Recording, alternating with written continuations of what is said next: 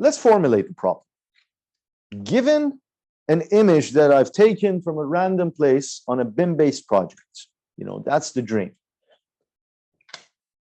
and a model that has been elementally classified essentially by means of where we know, let's say, the boundaries of a particular element is, and we place basically the camera to take an image from our 3D model or 4D model, or however we want to look at it in terms of dimension, in a similar position of what we had our random image. It doesn't need to be exactly the same, but it needs to be within the same around, and I'm saying that because we don't want to make it as accurate as possible, not knowing where we've actually positioned this camera.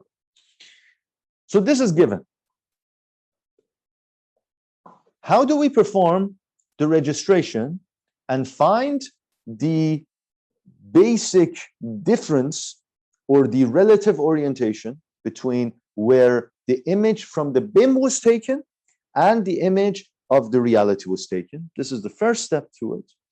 The second step is how do we superimpose these together, perform some sort of image processing, and identify whether this particular element did actually exist or not. And I brought this particular one out just as an example. It could be any other element as well. So there are these two that we need to focus on. We have this. Now we want to identify how we can register and how we can detect that. So in order to provide that, let's talk about how we can actually create the data. So if I want to create a particular, let's say, image of somewhere similar in that particular area of what I want to extract, I have a particular image. I can go and I can place camera, as you can see in Revit. And then from that camera, you can actually give it the parameters of that camera as well. You can say, okay, this camera is a projective camera, has a field of view. You can play around with this field of view, and you can capture basically a particular image from that. You can move it around. You can say, okay, where that particular image is, or in this case here, for instance, you can take a look at that. So that's one way that you can actually extract and render that from it. And this is just an example of how you can use, let's say, available software for that. But you can always even have an FBX format or a mesh format exported from Revit and just either create your own software, use it in, let's say, Blender, or you can even use it in Cloud Compare.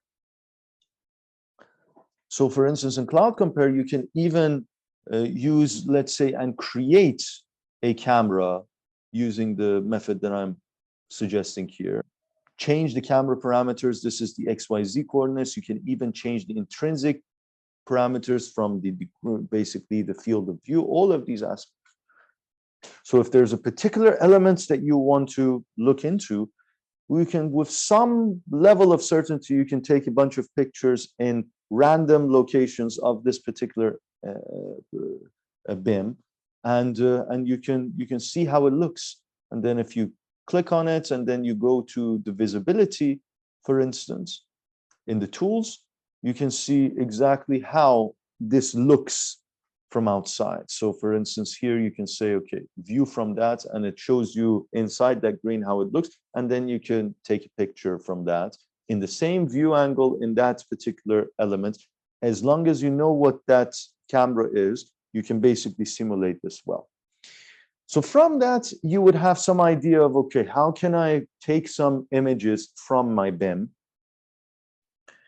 The outcome of this is image with some similar characteristics to your original image, meaning you can have even calibration parameters there. It doesn't need to be exactly in the same position of that image that you took, because now you're going to register these two together. So the second thing that you need in terms of your data and what is given is the calibration. So the first part is either you have a laboratory calibration, which we discussed how you can do it. You can use, let's say, targets. I use black and white targets, detected the ellipses from this, match the ellipses together, and then corrected it for the eccentricity for the centers of these ellipses, and found the interior orientation parameters, which are, the K's and the rest of the things. You can also utilize other software for vanishing points. You can even perform the vanishing point automatically as well. And in this particular example, it was you do basically parallel lines in 3 different directions. So one in that direction, because the parallel lines, when you're looking at something, goes inside.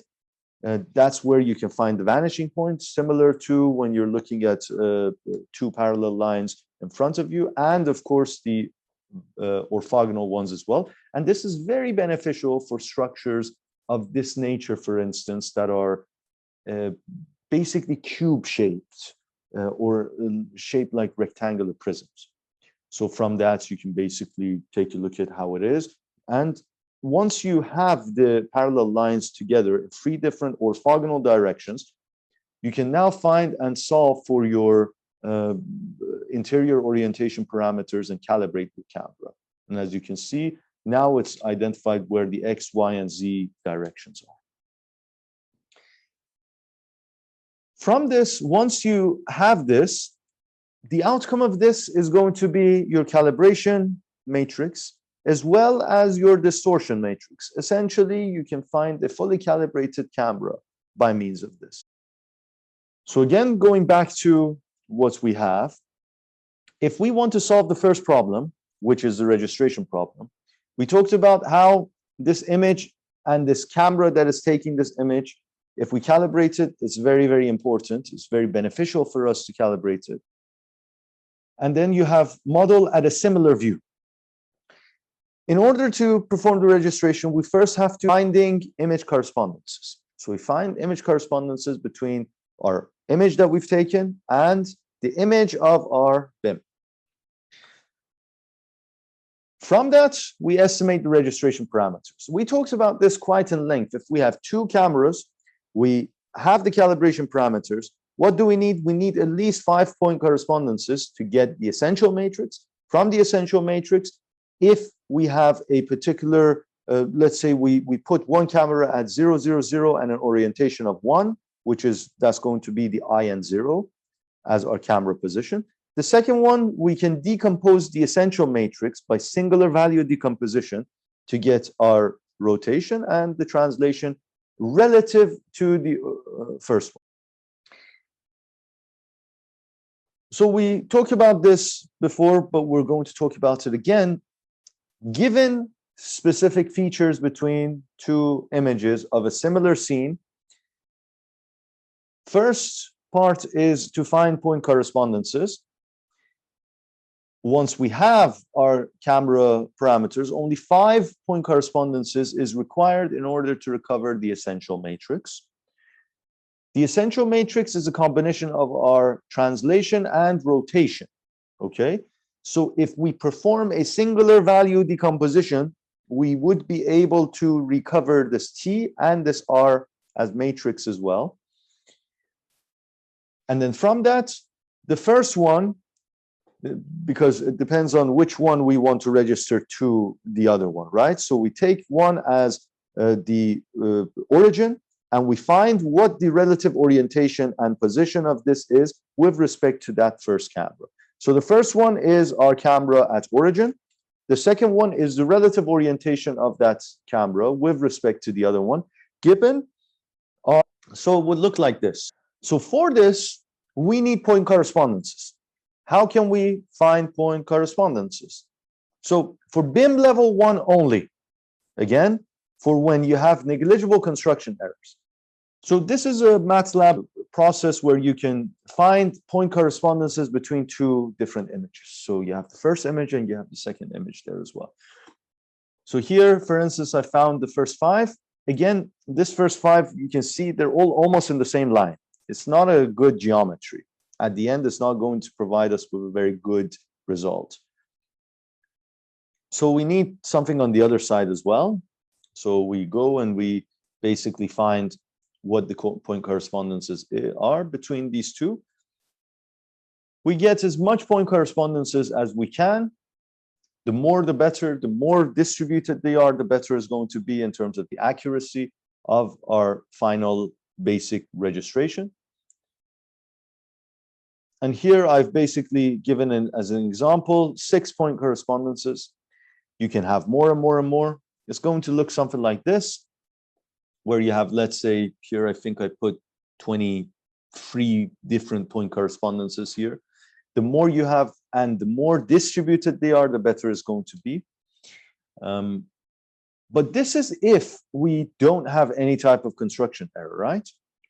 And then from that, what we do is we basically perform the same task as what we talked about before. Identify and calculate the essential matrix. Really, we need 5, but because we have more redundancies and it's a bit more distributed, it's going to be a bit better. Once we perform that, then we can perform the relative orientation between them and identify that. So this is for FIM level 1, meaning that we can use the, let's say, elements themselves that we're going to detect. For instance, in this case here, I'm detecting this, or I identified this. We're going to use that in order to aid us with the registration. The other part of it is with respect to finding image correspondences in level 2. In this case, we cannot use the same elements because we're now either checking or we cannot verify whether this element complies with this other one or not. So for this, we need either particular, let's say, QR codes. QR codes is not necessarily the best option because we want a particular point, right? So the circular targets, the centers of these would be good. And of course, these types of targets, like checkerboard targets, are really good.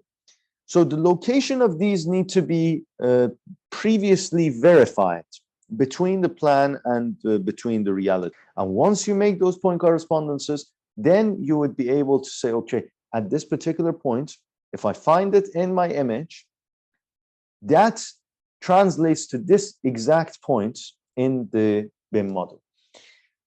And from that, actually, not only can you perform a relative orientation transformation, but you can also directly perform a similarity transform as well to find the scale of this particular camera. But if not, it doesn't matter. Imagine if you have it in 2 different images, you at least need 5 of these. And once you have 5 of these, you would be able to identify the relative orientation between that camera and that. So the result of this is basically something like this, where you get the essential matrix from the point correspondences.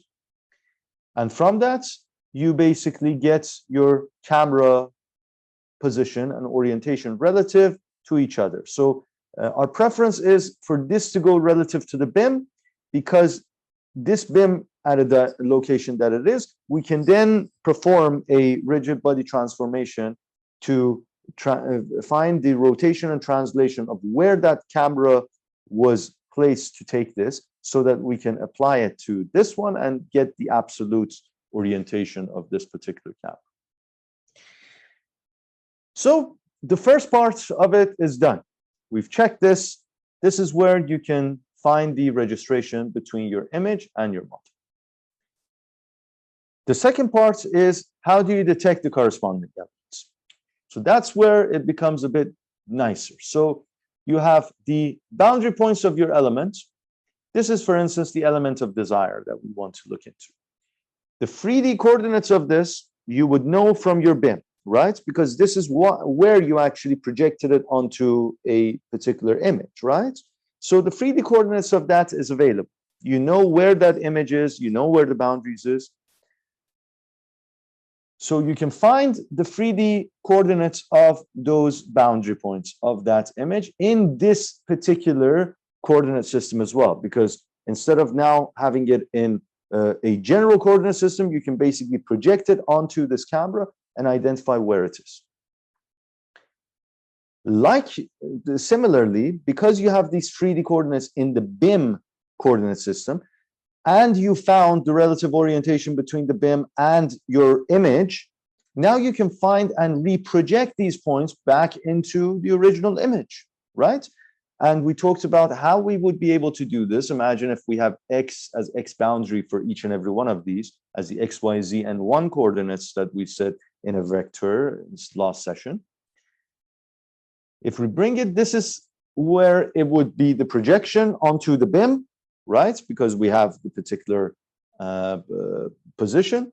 We have the camera parameters, we have the K, we have the C of BIM relative to the actual. And then from that, we talked about how P times our X would give us the small x, which is the pixel coordinates. This is basically that projection matrix. Exactly the same, we can perform that original image and find where those points of boundaries are going to be here on our original image. Now that we found the relative orientation between these two. So it was interesting here, I put this here. And this is quite interesting because if we just directly superimpose these points from the other image from the BIM directly onto our original image, it's going to be somewhere like here. See, this and the boundaries of these are very different than this object. That's why we have to perform this overall task and identify the orientation that is relative between these two. Once we do that, we reproject it onto it backwards, and then we find exactly what the boundaries of that is. Once we found the boundaries, then we can perform image processing techniques like deep learning to identify, okay, say, how a particular column is going to look like this. If this satisfies certain attributes, it's going to be that particular column. So afterwards, we have to perform some sort of matching of image processing. I've put here it's suitable for FIM level 1, because if you actually have errors now in construction, these two are not necessarily going to align there. So you now need some sort of other mechanism to say, okay, I'm going to search for this a bit outside of just this boundaries that we see here, a bit larger there. And then from that, we have to search for an object that is similar to this, basically outside of here in terms of its boundaries. And if these boundaries are basically compliant, then these two are going to match together. So the whole process is that we have to do the registration. We talked about how we can do the registration, and then we have to perform the model correspondence, where we basically superimpose what we have in terms of the 3D and the boundaries inside of our image. And once we do that, then we can either check the boundaries together, which is suitable for FIM level 1 if they're exactly the same. If not, then we have to search it a bit outside and see what we can find there.